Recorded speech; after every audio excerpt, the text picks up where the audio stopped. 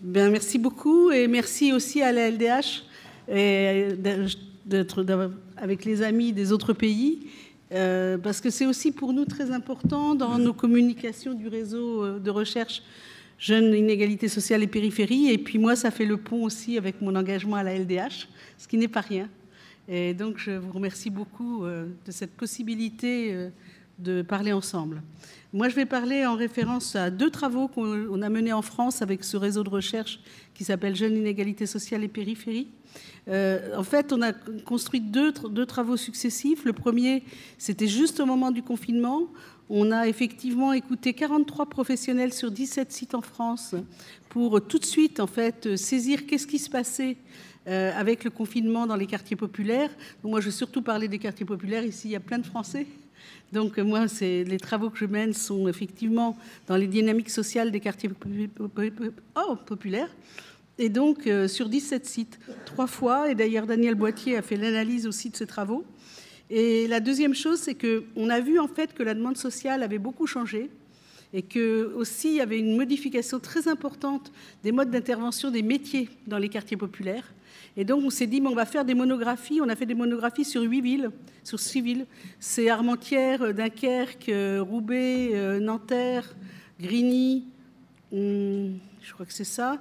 Et on a fait donc des monographies pour comprendre comment évoluait la demande sociale, c'est-à-dire en fait comment les gens, à quoi ils étaient confrontés et comment les métiers de proximité, en particulier les éducateurs, les animateurs, mais aussi tous les travailleurs sociaux, pouvaient répondre par rapport à ça, mais aussi les municipalités. Alors ça, d'entrée de jeu, c'est vrai que les municipalités, nous on a surtout, c'est vrai, écouté des municipalités aussi qui se sont mobilisées. Alors de ce point de vue-là, il y a un biais, hein, c'est pas une enquête représentative de toute la France, mais c'est une enquête par contre représentative des villes qui se sont mises au charbon, et en particulier des villes de gauche, il faut le dire, qui se sont mis au travail de cette question et qui étaient déjà en lien avec la population. Donc c'est vrai qu'on est allé à Chalon-sur-Saône la semaine dernière avec Daniel. On peut penser que vu la position du maire, ils n'ont pas fait franchement la même chose. Donc il faut voir aussi qu'il y a un prisme forcément à un exposé comme celui-là. Alors la première chose, je vais parler du confinement. Parce que vraiment, ce qui s'est passé pour toute une partie de la population, voire toute la population des quartiers, il faut imaginer que les quartiers populaires, il y en a ici qui connaissent, mais vivent vraiment de la présence dans l'espace public, de l'école, des centres sociaux, des clubs de sport. Heureusement, on n'est pas que à la maison. Et la vie populaire, la vie classique d'un quartier, c'est de pouvoir s'appuyer sur tous ces espaces-là. D'une minute à l'autre, tout s'est fermé, et en particulier la cantine scolaire. Alors, on a vu basculer immédiatement toute une partie de la population, là, dans la pauvreté. Je peux vous dire dans la pauvreté et surtout dans l'immédiateté d'une survie où il n'y avait plus l'argent pour pouvoir faire vivre la famille. En particulier les familles monoparentales qui, de fait, travaillaient, par exemple, à l'aide à domicile, c'était terminé. Et en même temps, la cantine scolaire, mais ça a basculé en 8 jours. Je me rappelle d'une dame qui disait « Moi, je me suis battue tout le temps pour ne pas être quelqu'un de pauvre. » Eh bien, voilà, elle devait faire la queue donc, dans la solidarité. Et elle a dit pour ne pas avoir honte, moi-même, j'ai été faire, en fait, militante bénévole dans l'association. Je pense qu'il faut mesurer la honte des queues de solidarité. Je veux dire, là, il faut arrêter de se dire que la solidarité, c'est formidable, le bénévolat, les gens étaient formidables, ça va, quoi. Ils l'ont fait par nécessité. Et tout de suite, des municipalités se sont beaucoup mobilisées, mais aussi les associations caritatives, mais aussi les associations d'habitants. Alors, il s'est inventé des choses pour ne pas faire ça. Par exemple, au Faubourg de Béthune, à Lille, ils ont créé tout de suite d'autres modalités sur la solidarité alimentaire. Ils faisaient, par exemple, un panier avec les produits locaux. Ils faisaient une recette de la diététicienne dans le panier. Ils faisaient la cuisine à 30 familles en visio. C'est-à-dire il s'est vraiment inventé aussi des dynamiques pour dépasser, en fait, cette question de la honte. Alors, pas partout, hein, mais et il s'est beaucoup travaillé des choses pour aussi, j'allais dire, partager cette situation. Donc, tout le temps, les difficultés, j'allais dire, elles ont été relayées par des capacités d'invention par rapport à ça. Mais je pense qu'il faut prendre la mesure de ce que ça a fait immédiatement et de l'effet de sidération.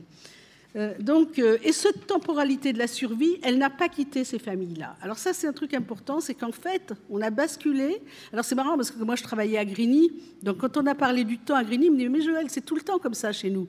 La survie et l'incertitude, on est là-dedans, donc on s'adapte en permanence. » Mais quand je suis à Dunkerque, quand je suis à Nanterre, c'est pas vrai. Il y a toute une partie des habitants qui ne vivent pas dans cette survie-incertitude. La survie, l'incertitude, c'est terrible. Ça veut dire qu'en fait, on ne sait pas demain de quoi ça sera fait.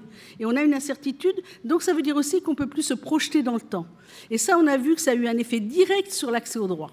C'est-à-dire, pour accéder aux droits, pour demander des droits, il faut se projeter. Et bien, quand la survie, elle est immédiate, eh ben, ça change tout. Et ça veut dire aussi qu'on a vu, par exemple, à Grigny, ils ont effectivement fait une plateforme, à partir de la plateforme Canicule, pour aller chercher les gens, en fait, qui étaient isolés, et ils les appelaient 3 fois par semaine, et ils les ont beaucoup mobilisés sur l'accès aux droits. Donc, il y a eu aussi une vigilance par rapport à ça, et on n'est pas du tout sorti de ça. C'est-à-dire, il y a une partie, pas toutes les gens des quartiers populaires, mais il y a une partie de la population qui est encore plus dans la survie qu'avant. Et donc, qu'est-ce que ça a fait? Dans les familles, ça a tout changé. C'est-à-dire, cette survie, moi je parle surtout... Alors après, il y a plein de modalités, mais cette partie-là, on a vu les familles changer beaucoup. C'est-à-dire qu'en fait, qu'est-ce qui s'est passé? Déjà, vivre dans les petits logements, c'est à peu près impossible. Donc, difficile. Donc, en fait, les garçons sont sortis. Et les garçons sont sortis parce qu'en fait, ils ont dit il faut laisser les enfants faire l'école à la maison. Donc, il faut qu'ils soient tranquilles. Si on est là, c'est le foutoir. Les filles se sont enfermées dans leur chambre. Elles ont perdu énormément les espaces d'autonomie. Parce qu'en fait, elles avaient beaucoup d'espaces d'autonomie dans le quartier. Beaucoup de filles, en fait, trouvent des possibilités d'émancipation parce qu'il y a des espaces d'autonomie dans le quartier, en confiance, où on les laisse aller. Le jour où c'est fermé, elles sont enfermées dans les chambres avec un retour de contrôle, souvent des frères, qui était quand même majeur. Les garçons sont sortis pour travailler. Effectivement, la drogue, elle a baissé au début, mais elle est revenue très, très vite. Alors, s'il y a un truc qui est revenu très, très vite, c'est les trafics et c'est la drogue en particulier. Et puis, il y a eu le développement de l'ubérisation. Je ne sais pas si vous mesurez ce que ça a fait dans les quartiers, tous ces livreurs. Les livreurs, et là, il y a une précarisation du travail avec, dans cette survie, des jeunes qui ne se projettent plus sur l'insertion sociale et professionnelle, qui ne se projettent plus sur le fait des formations et qui disent maintenant, notre temps à nous, c'est le temps de l'ubérisation. Donc, quand le gouvernement, en même temps, j'allais dire, refuse de travailler sur le droit des salariés, c'est une vraie question. Mais la demande des jeunes, elle est complexe. Ils veulent être aussi leur propre patron et avoir de l'argent immédiatement. Donc, on est face à une situation très compliquée qui concerne beaucoup de jeunes garçons. Et effectivement, il n'y a plus de distinction là entre le trafic, enfin le produit illégal et le produit légal. Voilà. Donc ça, c'est une vraie question pour les gens, travailleurs sociaux, qui travaillent sur le rapport à la loi. Comment on fait quand il n'y a plus de distinction, effectivement, dans la possibilité d'amener en même temps le shit et en même temps la pizza, quoi. Donc ça, c'est très compliqué. Donc là, il y a vraiment une évolution importante, et c'est pour ça que quand le gouvernement il sort le contrat d'engagement des jeunes, ça concerne 400 000 jeunes. Mais je veux dire, 400 000 jeunes, c'est une petite partie, et c'est la partie qui, justement, va pouvoir, elle, ne pas être dans la survie. Donc, on a actuellement, en fait, une fracture qui est en train de se mettre en place entre ceux qui vont être dans la survie et ceux qui vont pouvoir encore prendre l'accès aux droits, les processus de formation.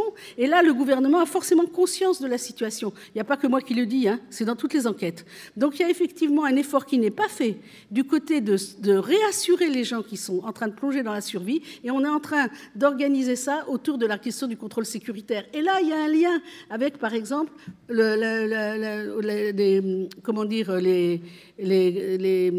comme la question de donner des amendes pour les gens qui sont dans les halls. Donc, on voit aussi que les sécuritaires, ils évoluent avec ça. Et que le sécuritaire, il a à voir avec l'évolution d'encadrer cette population-là. Mais c'est clair qu'à 13 ans, on devient guetteur. Si on devient guetteur à 13 ans, on sort du système de droit commun. Et ça veut dire qu'on a toute une partie de la population qui va sortir du système de droit commun et qui va effectivement avoir plus comme horizon que l'horizon judiciaire. Et évidemment, là, ça transforme les métiers de la PJJ, ça transforme tous les métiers. Et les éducateurs de prévention, ils font le grand écart entre les deux. Parce que c'est très compliqué à ce moment-là de travailler pour tous les jeunes et aussi de travailler à pouvoir remettre des jeunes dans le droit commun. Donc c'était déjà difficile, hein. Je ne vous raconte pas la vie, ce n'était pas nouveau.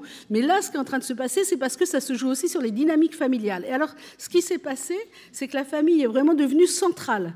La famille, c'est le lieu de la sécurité, c'est le lieu de la survie, c'est le lieu de la solidarité. Alors nous, on parle de communauté de vie avec Daniel, parce que d'abord on aime bien ça, puis on aime bien les collectifs. Mais honnêtement, le collectif dans les quartiers, il prend sens parce que c'est les familles.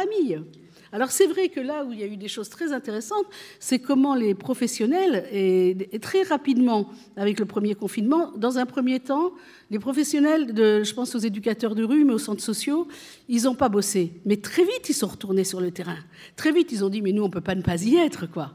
Alors, beaucoup par visio, mais pas que par visio. Très vite, en fait, ils ont réouvert les lieux. Alors, pas tous, mais il y en a qui ont réouvert des lieux. Par exemple, toujours Faubourg de Béthune, 150 femmes qui se sont mobilisées avec leur machine à coudre pour faire les masques. Elles ont voulu devenir une coopérative. Eh bien non, le ministère, enfin, ce qui s'est passé avec les ministères n'a pas permis ça. C'est-à-dire toute cette énergie qui était là, elle n'a pas été reprise à la fin des confinements. C'est-à-dire que quand les protocoles sont revenus pour réouvrir, j'allais dire, il n'y a pas eu de repérage de ces initiatives. Il n'y a pas eu de repérage, il n'y a pas eu de mise en... Je peux vous dire qu'on est une des seules études gratuites et bénévoles à avoir repéré ce qui s'est passé pendant le Covid. C'est quand même formidable, non ?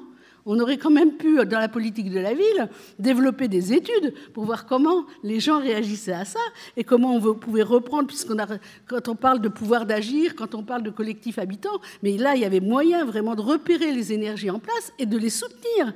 Mais ce n'est pas ce qui s'est passé. Et il y a eu tout le temps une confrontation, en fait, entre les protocoles, particulièrement forcément reliés par l'ARS, mais pas seulement, les protocoles de l'éducation nationale, tous les protocoles, et effectivement une dichotomie entre la mobilisation des professionnels qui étaient dans le lien avec les habitants et la gestion des protocoles. Donc qui est-ce qui s'est retrouvé très ennuyé ? C'est les employeurs, c'est les directeurs des centres sociaux, c'est eux qui ont pris le risque en fait de réouvrir. Et moi j'ai eu une discussion par exemple avec donc, le directeur du Faubourg de Béthune, je dis mais Madani, c'est pas possible que vous réouvriez pas. Bon, c'était un peu pour lui prendre la tête, mais on a discuté et il a réuni tous ses professionnels, il a dit on y va.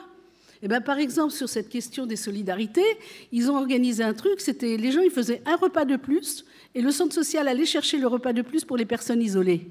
Donc, je veux dire, il y a eu vraiment de l'invention collective qui a été relayée sur la question familiale. Et très vite, alors par exemple à Grigny, moi je trouvais ça très important, ils ont créé du volontariat rémunéré pour justement, j'allais dire contrebalancer, on va dire un petit peu l'argent illégal, ou légal, illégal, on ne sait plus trop. La ville a créé 200 stages tout de suite rémunérés pour les jeunes, pour faire réapparaître de l'argent légal institué dans la ville, quoi. Donc ça, par exemple, c'est une discussion que j'ai eue un peu avec le cabinet de la politique de la ville en disant, parce que c'est pas possible de dire le bénévolat c'est formidable. Non, il y avait besoin d'argent légal. Donc la question du volontariat aujourd'hui, c'est une question très fondamentale. Vraiment, et c'est pas le stage qu'on va faire en troisième, c'est le volontariat. Et c'est donc cette présence de l'argent légal dans le lien avec les institutions. Donc vous voyez qu'on est face à des défis. Ce Covid, en fait, a ouvert encore plus de défis et d'inégalités des territoires. Oui.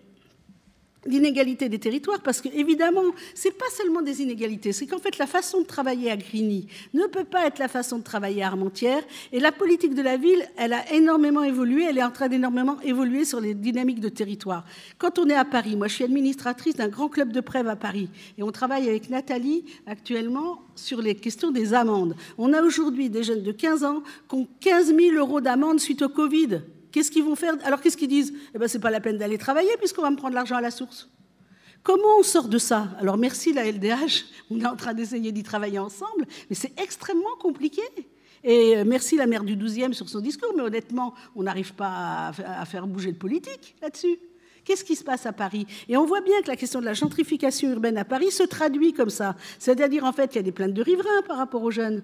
Mais à Grigny, par exemple, la police, elle n'est pas rentrée. Ou elle est rentrée comme d'habitude. Elle est rentrée sur les démantèlements de trafic. Elle est rentrée comme d'habitude. Mais elle n'est pas rentrée sur les amendes Covid. Donc, selon les endroits, la police, elle n'a pas fait du tout la même chose. Il y a des éducateurs qui me disaient, moi, de toute façon, ils s'en foutent que les Arabes se tuent entre eux. Mais c'est un peu cynique. Mais il y avait quelque chose aussi de l'ordre de la protection qui se débrouille, quoi. Mais par contre, à Paris, c'est pas comme ça. Donc là, il faut aussi quand on dit quartier populaire, en fait, on dit quelque chose. d'un ensemble qui est totalement différent aujourd'hui et avec des modes de gestion de plus en plus différents et en particulier sur le champ sécuritaire. C'est clair que les grands quartiers qui sont aujourd'hui désignés comme les quartiers prioritaires de la sécurité publique ne sont pas traités du tout comme le 20e arrondissement. Et que, bon, ça fait longtemps, hein, je veux dire, les hélicoptères qui tournent, les quartiers qui sont fermés, c'est pas nouveau. Mais on peut dire que là, ça s'est accentué. Alors, l'autre phénomène qu'on est en train d'étudier beaucoup avec Daniel, évidemment, il y a un lien de ce point de vue-là sur le travail qu'on fait sur la laïcité, c'est qu'en plus de ça, ces quartiers sont devenus, ces populations musulmanes sont devenues dangereuses dans les yeux des gens. Il faut voir quand même ce qui se dit sur les populations des quartiers populaires. Et alors, comment c'est joué avec la peur du Covid, les peurs que le Covid a ouvert? C'est-à-dire qu'on voit bien qu'il y a un lien entre la stigmatisation des quartiers populaires et la peur des gens qui ne verront jamais les quartiers populaires.